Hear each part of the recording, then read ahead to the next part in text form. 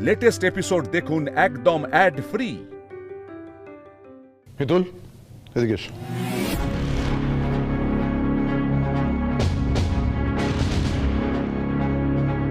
বলো, সবার সামনে বলো কথাগুলো, বলো। মিতুল, তুমি এসব কি নতুন নাটক শুরু করেছো বলো তো? কোনো নাটক নয়, নাটক নতুন করে শুরু হবে কি? নাটকের ক্লাইম্যাক্স হয়ে গেছে, এখন তো যবনিকা পতন হবে। আরে কি বলছিস, কিছুই তো বুঝতে পারছি না, ঠিক করে বল না। দাদা, মিতুল, আমরা কেউ কিচ্ছু জানি না, প্লিজ একটু বল পরিষ্কার করে। আমি বলছি পিসিমণি।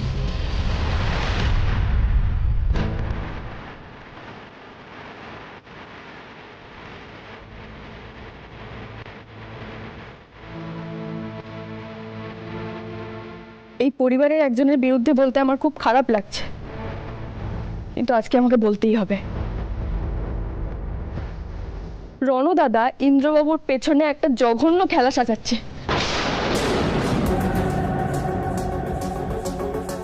ওনার বিরুদ্ধে ষড়যন্ত্র করছে, ওনাকে ঠকাচ্ছেন। What are you talking about Mitul? তুমি কি বলে যাচ্ছ? অভিনয়টা বন্ধ করুন রণ দাদা।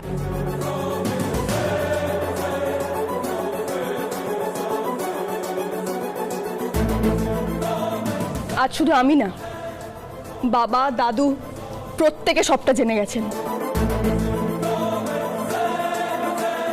আপনি কি কি করেছেন, কি কি বলেছেন, সবকিছু। আপনাকে এবার শাস্তি পেতেই হবে, আর পার পেরে চলবে না। তোমার এত বড় সাহস, তুমি আমার ছেলের নামে মিথ্যা বদনাম।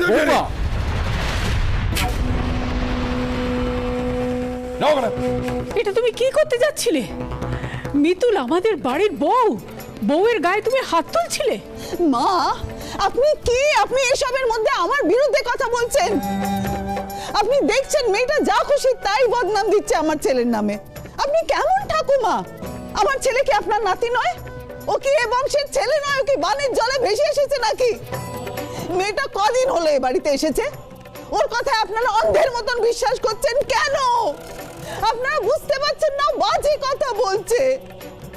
বাবা প্লিজ, আপনি বোঝার চেষ্টা করুন। মিতুল মিথ্যে কথা বলছে। ও আগা গড়া আমার ছেলেকে সহ্য করতে পারে না, সেজন্য সবসময় ওর নামে মিথ্যা বদনাম দেওয়ার চেষ্টা করে। আপনারা কেন বুঝতে পারছেন না এই কথাটা? সেবারও তো বাজে কথা বলেছিল, সেটা তো প্রমাণ হয়ে গেছিল। তাই আমি মিথ্যে কথা বলছি রণ দাদা? আপনি আর সিমি দিদি ঘরে ঝগড়া করেননি? আপনি বলেননি যে সিমি দিদিকে আপনি বাড়িতে নিয়ে এসেছিলেন কারণ সিমি দিদি যাতে ইন্দ্রবাবুর মন গলিয়ে ইন্দ্রবাবুকে বিয়ে করেন।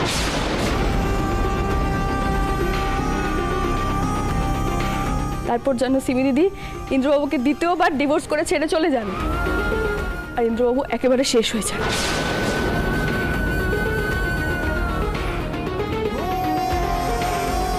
আর এই সব কিছু সিমি দিদি করতে পারেনি বলে সিমি দিদির আর এই বাড়িতে থাকা চলে না। আপনি এসব বলেননি? সিমি দিদি কোনো কাজের মেয়েই নয়, বলেননি এসব? কি হলো, চুপ করে আছেন কেন? বলুন, বলেননি? মাই গড, তুমি কি বলে যাচ্ছ এসব? কোন জগতে থাকো তুমি? আরে বাবা, আমি কেন দাদা ভাইয়ের নামে এইসব কথাগুলো বলবো? আর তোমরা প্লিজ বিশ্বাস করো, আমার আর সিমির মধ্যে এই ধরনের কোনো কথা হয়নি। আই সোয়ার, এই ধরনের কোনো কথা হয়নি। মিতুল, তুমি যা ইচ্ছে বলবে আর সবাই সেটা মেনে নেবে। তুমি কোনো প্রুফ নিয়ে আসো না। You have any proof? প্রমাণ চাই, প্রমাণ। মিতুল বলেছে, এটাই আমার কাছে সবচেয়ে বড় প্রমাণ। এই শোন রণ, তুই বাজে, তুই কুঁড়ে, তুই খারাপ, এ সবটা আমি জানতাম, কিন্তু তুই তোর দাদার পিঠে ছুরি মারতে পারিস এটা আমি ভাবতে পারিনি।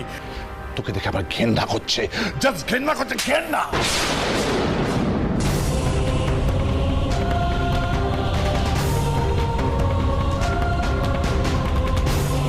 খোকা, আমি এই ভয়টাই পেয়েছিলাম। রনু যেভাবে বাড়াবাড়ি শুরু করেছে, আমার মন বলছিল আজ না কাল ও ধরা পড়েই যাবে।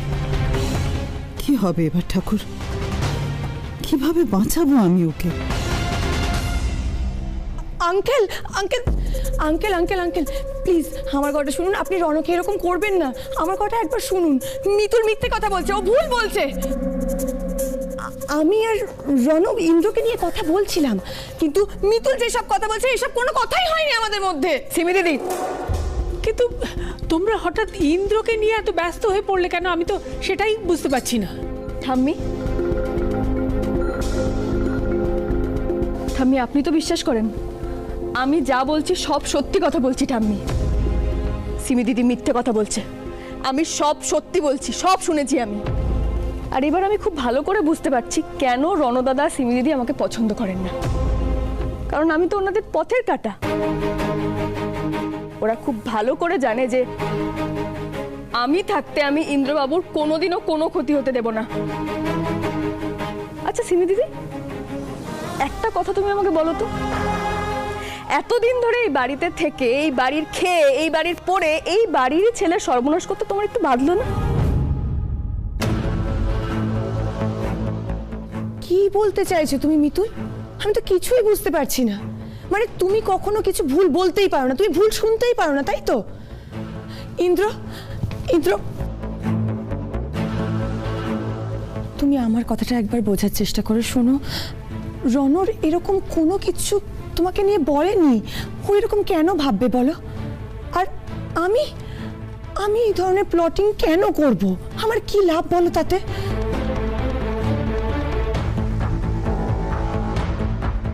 আমিও তো তখন থেকে এটাই বোঝানোর চেষ্টা করছি দাদাভাই। এই কথাগুলো আমি বলিনি, একটা কথাও বলিনি আমি। তুই তো জানিস আমি আমি তোকে কতটা রেসপেক্ট করি। জানি রনু, জানি। তোর মনে আছে ছোটবেলায় যখন আমরা একসাথে হাঁটতে যেতাম, তুই আমার হাত ধরে থাকতিস, তুই হাঁটতে গেলেই মাঝে মাঝে পড়ে যেতিস, আর সবসময় বলতিস দাদা ভাই তুই আমার হাত একদম ছাড়বি না, আমি পড়ে যাব কিন্তু। আর আমি তোর হাতটা শক্ত করে ধরে দাঁড়িয়ে থাকতাম।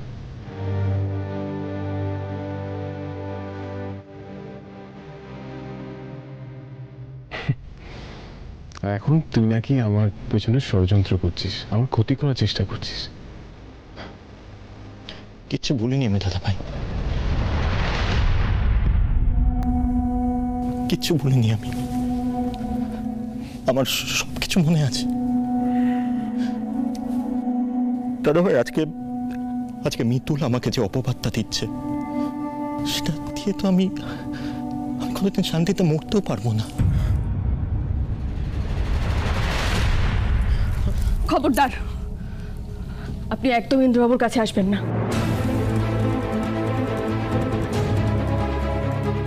আমি আপনাকে বিশ্বাস করি না রণদাদা। আপনি যে কোনো মুহূর্তে ইন্দ্রবাবুর কোনো ক্ষতি করে দিতে পারেন। আর কোনোদিনও যেন ইন্দ্রবাবুর কাছাকাছিও আপনাকে আমি না দেখি। হ্যাঁ মিতু, দাদা ভাই তুই দেখতে পাচ্ছিস ও আমার সাথে কিরকম ভাবে বিহেভ করছে? তোমরা দেখতে পাচ্ছ সবাই?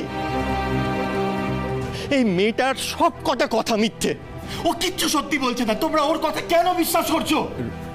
দাদা ভাই আমি তোর কাছে রিকোয়েস্ট করছি, ও যে কটা কথা তোকে বলেছে সব কটা মিথ্যে, সব কটা মিথ্যে। ও শুধু এটাই চায় যে তোর আর আমার সম্পর্কটা যাতে নষ্ট হয়ে যায়, যাতে তুই আর কোনোদিন আমাকে না ভালোবাসিস। তুই বুঝতে পারছিস না কেন এটা? মিতুল, তুমি ভুল ভাল শুনে এসে আমার ছেলে আর সিমির নামে এরকম ভুল ভাল অপবাদ দেবে না বারবার। মিতুল ভুল শুনেছে না ঠিক, সেই আলোচনায় কাজ নেই বৌদি।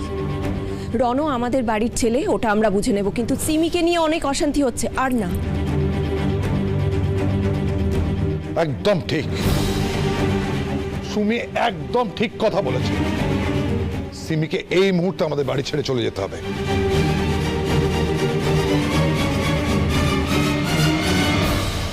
এদের কোটি কোটি টাকার সম্পত্তি এইভাবে হাতছাড়া হবে আমার? না, এটা আমি কিছুতেই হতে দেব না। আমায় কিছু একটা করতেই হবে। দাদু, ঠাম্মি, দেখো তোমরা তো জানো আমি বাড়িতে কতটা একা।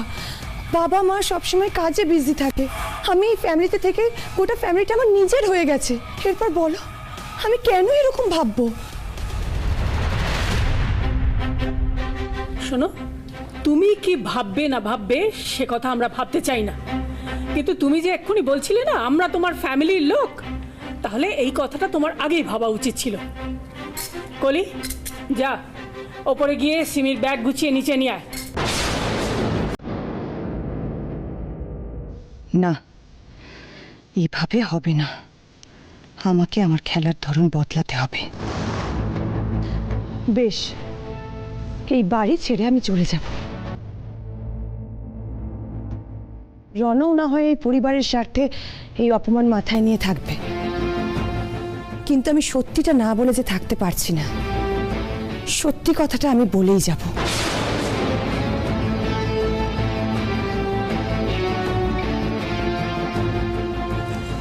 আরো কি সত্যি কথা বলতে তোমার বাকি আছে সিমি দিদি? শোনো মিতুল, ইন্দ্রর প্রতি আমার আর কোনো ইন্টারেস্ট নেই। প্লিজ বিশ্বাস করো, কারণ আমি রনকে ভালোবাসি।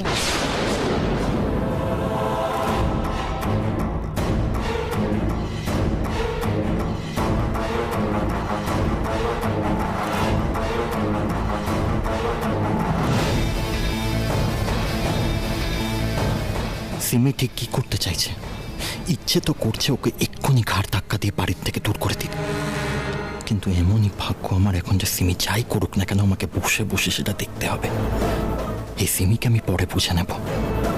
মিথ্যে বলছো তুমি, মিথ্যে কথা বলছো। নিজেদের দোষ ঢাকতে এই অজুহাতগুলো দিচ্ছ, তাই তো? ভালোবাসা নিয়েও ছিনিমিনি খেলছো সিমি দিদি। আমি মিথ্যে কথা বলছি না মিতুল, আমি সত্যিই রনকে ভালোবাসি।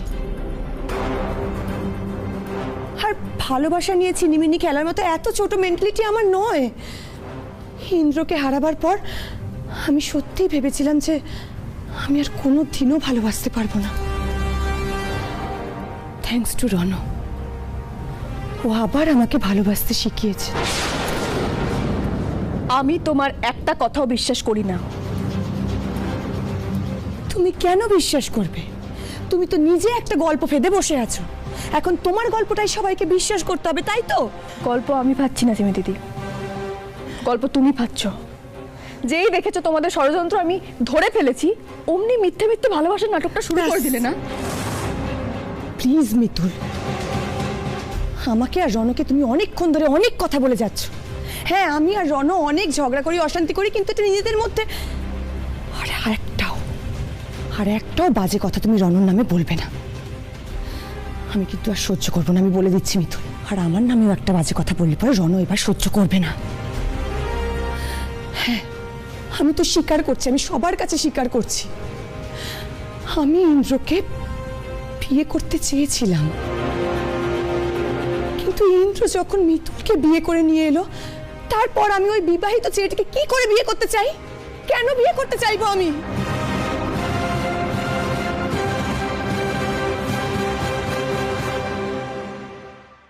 অনেক আজে বাজে কথা বলে এতক্ষণ ধরে সময় নষ্ট করছিলে। এবার তুমি নিজেই আসল কথাটা বললে সিমি। মিতুল তো আমাদের বলেই দিয়েছে তুমি কেন ইন্দ্রকে বিয়ে করতে চেয়েছো আর কেনই বা এতদিন ধরে আমাদের বাড়িতে পড়ে রয়েছে। ইন্দ্র সর্বনাশ করার জন্য, তাই তো? হ্যাঁ, আর এই সম্পত্তির জন্যই তুমি আর রণ মিলে জঘন্য প্ল্যানিংটা করেছো, তাই তো? বাবা, বারবার এই এক কথা শুনতে আমার ভালো লাগছে না।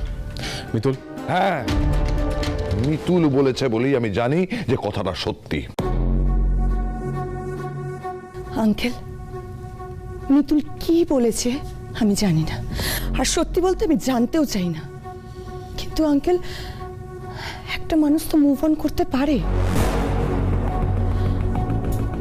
আর যখন ইন্দ্র আমাকে বিয়ে না করে মিতুলকে বিয়ে করে নিয়ে এলো, তখন সত্যিই আমি ভীষণ ডিপ্রেস ছিলাম। রণ আমাকে সব সময় তখন সাপোর্ট করেছে, আর সেখান থেকেই আমার আর রণর মধ্যে এই ভালোবাসাটা গ্রো করে। আমরা একে অপরকে ভালোবাসতে শুরু করি আঙ্কেল। কি হলো রণ? এই মেয়েটা তো দেখছি একেবারে আমাকে লেজে খেলাচ্ছে। ও কি চাইছেটা কি? তুমি কেন কিছু বলছো না? তুমি সবার সামনে সত্যিটা স্বীকার করে নাও। তুমি তো জানো মিতুল যে এই সমস্ত কথা বলছে এই সব কিছু মিথ্যে। প্লিজ রণ, সবার সামনে স্বীকার করে নাও। ভাই এসব কি শুনছি ভাই? তার আগে আমার চিমটি কাট, কাট না, না না জ্ঞান আছে। আমি তো মাথা মুন্ডু কিছুই বুঝতে পারছি না, কি হচ্ছে বলতো? হ্যাঁ, না না সত্যি আমিও তো বুঝতে পারছি না সিমি ঠিক কি করতে চাইছে বলতো। দাঁড়াও, রণর যদি স্বীকার করারই হতো এতক্ষণেও স্বীকার করে ফেলতো। এখন তো তোমার উপরে আমার আরো বেশি করে অবিশ্বাস জন্মাচ্ছে, সন্দেহ তৈরি হচ্ছে সিমি। তাই আমিও বলবো মিতুল যা বলছে একদম ঠিক বলছে। আমি কেন মিথ্যে কথা বলবো পিসিমণি? কেন হতে যাবে বুঝতে পারছো না তাই না? দাঁড়াও, আমি তোমাকে পরিষ্কার করে বোঝাচ্ছি। এই যখন তুমি শুনলে এই বাড়ি থেকে তোমাকে চলে যেতে হবে, ঠিক ওই সময়ই রণ আর তোমার ভালোবাসা হয়ে গেল। আর এতদিন যে ইন্দ্রকে নিয়ে তুমি খুব চিন্তা ভাবনা করতে, তোমার ঘুম আসতো না, সেইগুলোর কি হলো?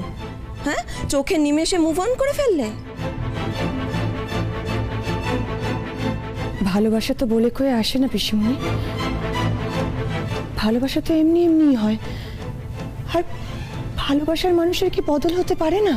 না গো, অন্তত এইভাবে হুট করে কারুর ভালোবাসা বদলে যেতে পারে বলে আমার তো মনে হয় না। কিন্তু আমি শুনেছি, জানেন তো, ইনফ্যাক্ট এই বাড়িরই একজনের সম্পর্কে শুনেছি। সিমি, বাড়াবাড়ি করো না। হ্যাঁ, একদম বাড়াবাড়ি করো না। আমি মেয়েদের গায়ে হাত তুলে না তাই, নয়তো এতক্ষণে না তোমায় ঘর ধাক্কা দিয়ে এই বাড়ি থেকে বার করে দিতাম। অসভ্যতার একটা লিমিট আছে। খোকা চুপ কর, চুপ কর। এই মেয়েটির সঙ্গে যত কথা কম বলা যায় ততই ভালো।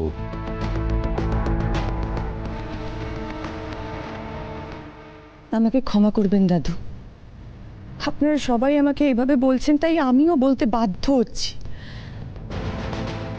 পিসিমণি, আপনিও তো একজনকে ভালোবাসতেন তাই না? সিমি,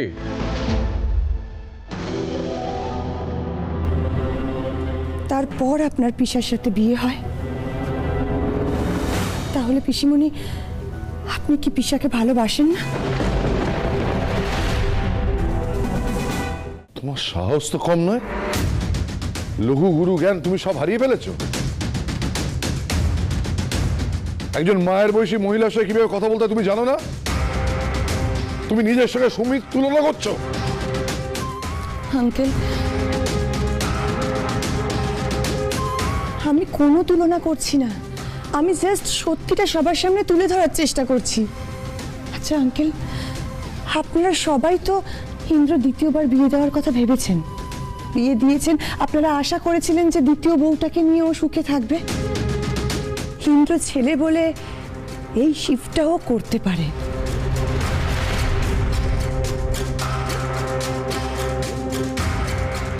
আমি মেয়ে, তাই আমি করলেই দোষ আঙ্কেল? সিমি দেখো, আমাদের ফ্যামিলির কারোর এরকম মেন্টালিটি নয়, কিন্তু তুই প্লিজ আমাদের দিকটা একটু বোঝো। তুমি এতক্ষণ ধরে এত কথা বলে যাচ্ছ, কই রণ তো একটা কথা বলছে না, আর সেই কারণেই এত কথা উঠছে। রণদাদা কি করে বলবে কথা? আপনি বুঝতে পারছেন না? আমি আপনাকে বললাম না, এতক্ষণ ধরে সিমি দিদি যা যা বললো সব কিছু বানিয়ে বানিয়ে বলেছে। সিমি দিদি, আমি হাত জোর করছি তোমার কাছে, আর কত নাটক করবে তুমি? হ্যাঁ, আর কত নিচে নামবে বলো তো? রণ কিছু বলছে না, তার কারণ ও আরেকটু সময় নিয়ে সবার কাছে কথাটা বলতে চেয়েছিল, কিন্তু আপনারা, বিশেষ করে মিতুল, তুমি সেটা হতে দিলে না। বেশ, আমি মানছি আমি অনেক দোষ করেছি, কিন্তু আমার আর রনর ভালোবাসার মধ্যে কোনো খাদ নেই। প্লিজ বিশ্বাস করুন। প্রমাণ চাই তো? ঠিক আছে, আমি সবাইকে প্রমাণ করে দিচ্ছি।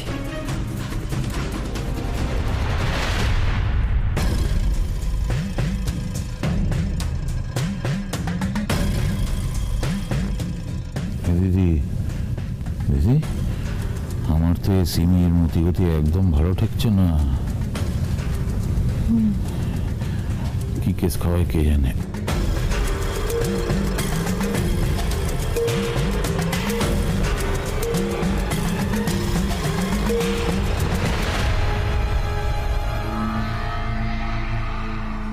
মিতুল, তুমি এখনো সিমিকে চিনতে পারোনি।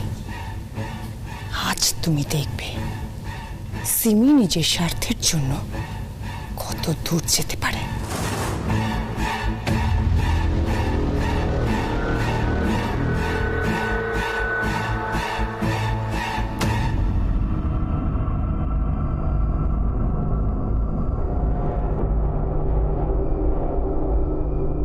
নাও রনা, পরিয়ে দাও।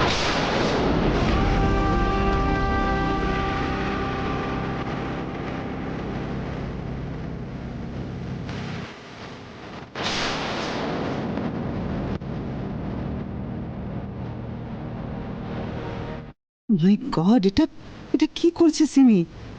আমার ছেলেটার লাইফটা তো জাস্ট শেষ হয়ে যাবে। কি করবোটা কি এবার আমি? বলে বাবা, নিজের স্বার্থের জন্য মানুষ সিঁদুর নিয়েও ছেলে খেলা করতে পারে?